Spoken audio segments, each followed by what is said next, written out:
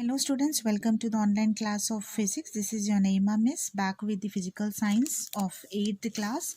Today we will learn about the continuation of our topic, that is combustion, fuels and flames. In this lesson we have learned about the different types of materials which are being burnt and whether they are burned immediately or whether they are burning slowly or they are not burning. We have learned that different types of materials which undergo combustion, right? Some undergo combustion, some do not undergo combustion. The material which is going combustion is called as combustible material, and the material which is not going undergoing the combustion is called as non-combustible material, right? We have even learned that whether air is important for the combustion or not. We have seen that the oxygen is important, the oxygen is important or not for the air to burn, okay, for the fire to burn. So we have undergone this experiment also to prove that oxygen helps in burning, right? We have seen that when you bring the incense stick, the oxygen, the incense sticks burn when we bring it towards the hot potassium permanganate, right? And we have even seen what is ignition temperature. We have even learned about how to burn a paper with the sun rays, right? We have learned this also, how to burn the paper with the sun rays. We have learned about the ignition temperature also. What is ignition temperature? So the temperature at which the substances catches fire is called, the point at which the temperature catches fire is called as ignition temperature. We have even seen this paper cups with water and empty cups. We have seen the activity of ignition temperature, right? So even we have learned about the types of combustion. What are different types of combustions we have learned. There we have seen there are two types of combustions, that is spontaneous combustion and rapid combustion, right? Spontaneous combustion and rapid combustion. Then today we will learn about the topic fuel. Okay, we will learn about the topic fuels. So what are fuels? Fuels are nothing but which we use for the like heating, or we use for the industrial purposes, we use in the cylinders for cooking, we use in our automobiles, etc. All right, so that is nothing but we know that combustion gives heat and light.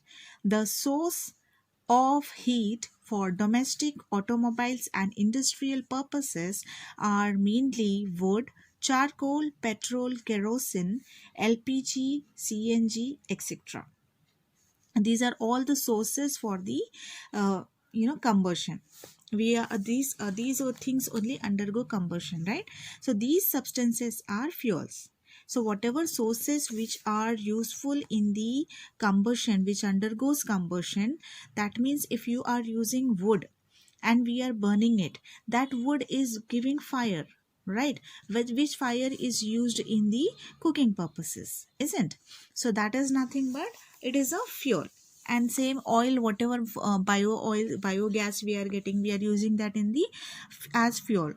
Whatever the gas we are getting, that we are using in the cylinders for the cooking purposes or for the automobiles, right? So in our previous chapter, we have studied about the fossil fuels and their uses in various ways. We not only use fossil fuels but also other kinds of fuels for different purposes at home, in automobiles and in industries. So as I already said, we use like domestic purposes, we can say whatever we use at our home. We have kerosene oil, we have this one gas, CNG and LPG gas cylinders, what we use for cooking purposes. And in automobiles we use again the LPG gases, CNG gases, we use the petrol, right? In industries also different fuels are used like gases and chemicals and petrol, kerosene, all these things. So we can say that a best fuel which is good for cooking is not best for running an automobile, right? So the gas which we use for cooking, same gas is not used for the automobiles. So we cannot say that that is a good, which it is not best. Okay, so different types of the things we fuels we use is different, right? So different purposes use different fuels. So in general, there are several factors that have to be kept in mind while choosing a fuel, like purpose of use. Without knowing the purpose of use, we cannot select a fuel. So to select a fuel, we need to know about the purpose of use. For what purpose you want to use the fuel? Fuel efficiency, how much you want, and availability, whether it is available or not. So reasonable price also should be reasonable. If the price is too much, you cannot purchase it, right? So easy to handle and safe to store, it should be easy to handle, and it must be also safe, easy to ignite and put off, etc. So it should be easy to start it and easy to off. For example, we are using gas cylinders. We know why we are using, what is the purpose of use. We are using it to cook. So if we take about the gas, fuel efficiency, how much, we know the cylinder, you see on the cylinder the kg will be written there, how much amount of fuel is there in that, it will be written 15 kg, 16.5 or something like that. And availability, whether it is available or not.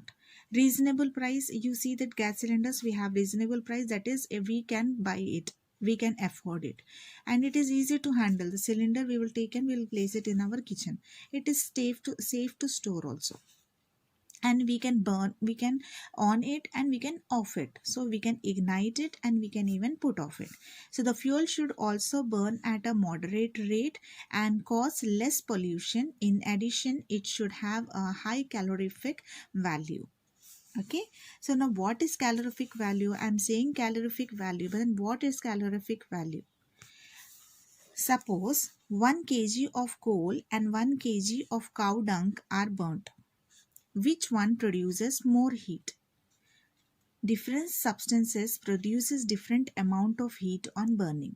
Heat is measured in kilojoules. Okay, if you're taking coal and if you're taking cow dung and you're burning separately, separate quantity will of separate different product will give you different amount of heat, right?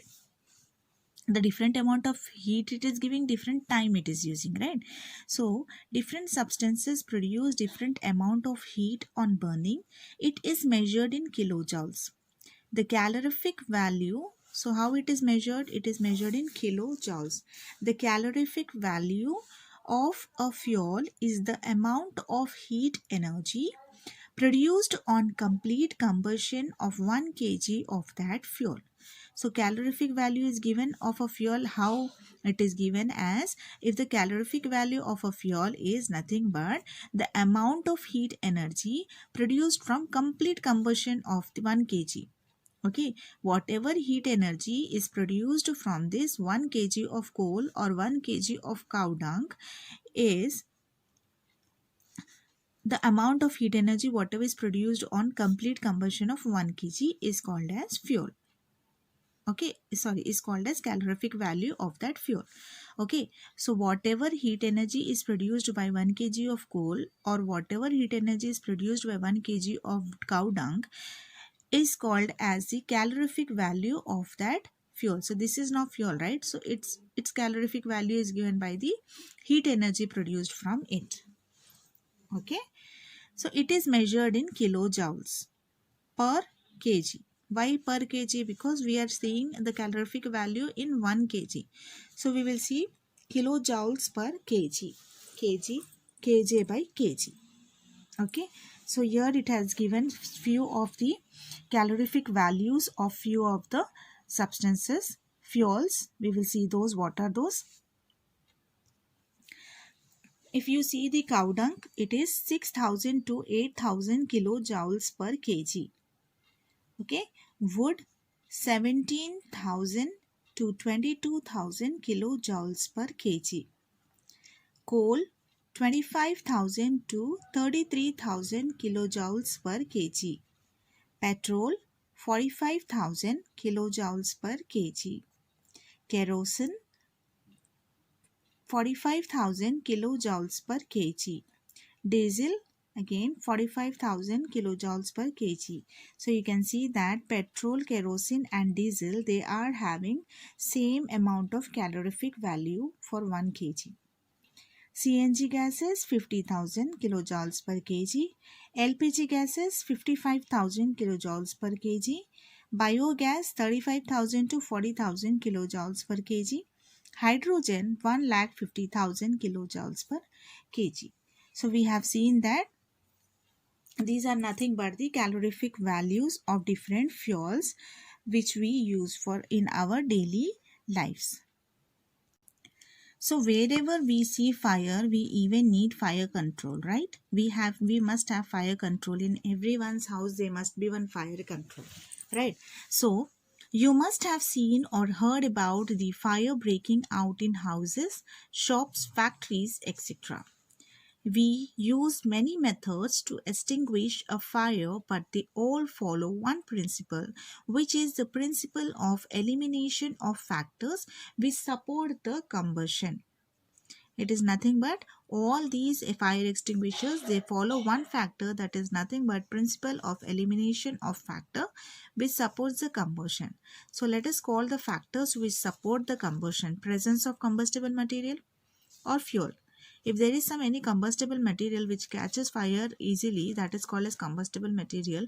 If that material is present or any fuel is present and supply of air or oxygen is more, high temperature, that is more than the ignition temperature, you can see that combustion will take place very easily.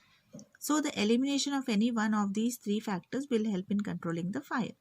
If because of these three, combustion is taking place very fast, right?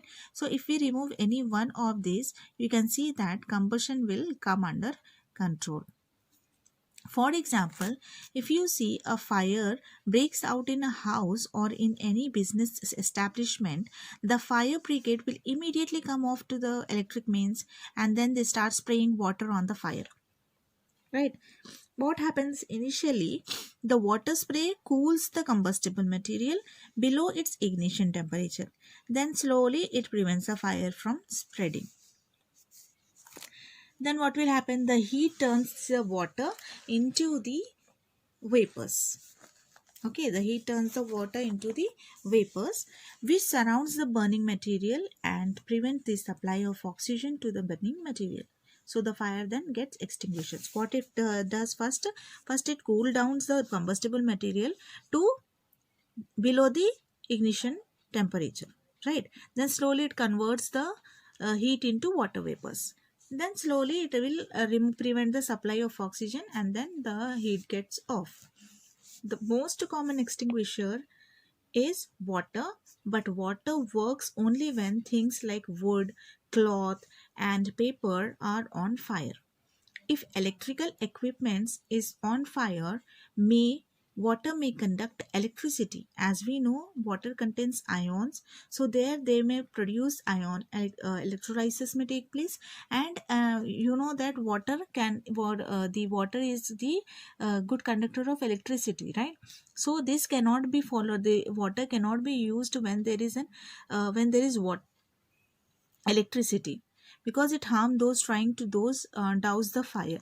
Water is also not suitable for fires involving oil and petrol, because water is heavier than the oil. It sinks below the oil and keeps the burning on the top. So if you take a glass and if you pour the water in this and you keep one drop of oil, you will see that oil will be floating upon the water. So what will happen? The water will sink down and oil will be like that only on the glass floating in the water. So you can see that there the fire can take place. So there also it is not helpful. Since it is difficult to remove the combustible material from a fire, cutting off an air supply and supplying lowering the temperature are better methods. In cases where water cannot be used to control fire, carbon dioxide gas is the best choice used, which is heavier than oxygen. It can be stored as liquid in cylinders under high pressures. When released from the cylinders, it expands and brings down the temperature. You see that fire extinguishers, that red color will be from where which they will they spray this. In that you can find carbon dioxide gas only. One more thing also you can see, it also covers the fire like a blanket. since the contact between the fuel and the oxygen is cut off. So the fire is under control. That is why it is an excellent fire extinguisher. The added advantage of carbon dioxide is that in most cases it does not harm the electrical equipments. It is mandatory for offices, educational institutions, and multi-storied buildings to install fire extinguisher. As I already said you, that red color small cylinder type what we get in what we see in the offices or in the schools, those are nothing but they are used for the uh, putting off the fires. Okay, so with this we'll complete the today's topic. In next class we will continue with the next topic, that is flame, and we will see the structure of the candle. Okay, so let us stop the video here. I hope it is clear, children. Any doubt you can come to me, clear it. Okay, until then, take care. Thank you.